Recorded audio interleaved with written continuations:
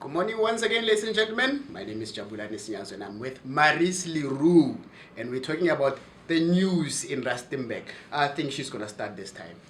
Yeah, well, it's that time of the year for most of us, tax refund season, hopefully refund season. But unfortunately, that is also the time of the year when the scammers get going.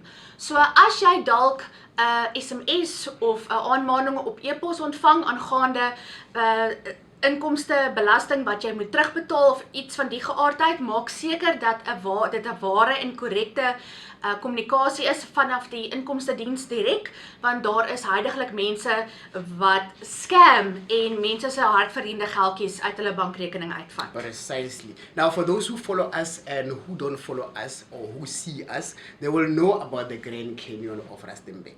Yes, there's a Grand Canyon in Rustenburg. We've reported several times about it. It's a big hole by Mispel and Olianthout Avenue. And it's getting grander and grander and grander. That hole, if you don't believe me, I don't know. It will swallow a whole person. It has already done that. It has swallowed past the Jackie hose. Now, we've been talking about that a lot. It has not been fixed yet. Go and see page 12. Hopefully somebody else will see page 12 and they will get people to go and work on that hole before something bad happens. Yes.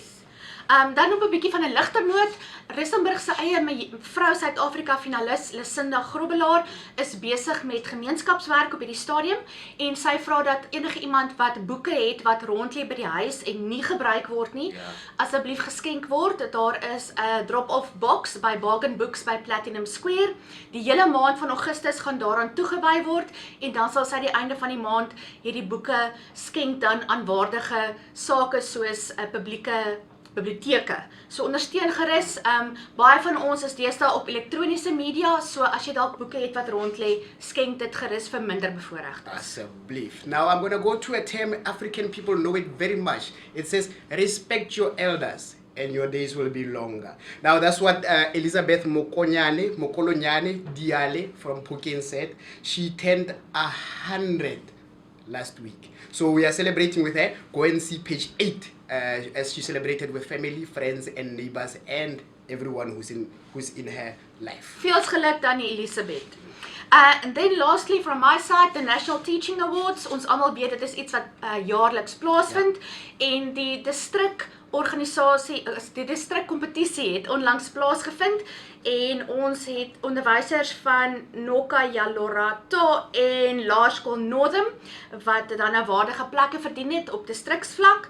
Ons sien uit na die volgende ronde van 'n kompetisie. Baie dankie aan hierdie onderwysers wat goeie werk verrig met ons volgende geslag. Excellent. Now, if you go to GST Hospital and you go and visit a patient, your relative or whatever, and you go to ward 9 and you find it empty, do not be surprised. Do not be surprised because they are revamping that place, so they are moving patients to a private hospital. They say Platinum Private Hospital. For more information, go to page 6 and I'm going to leave it at that.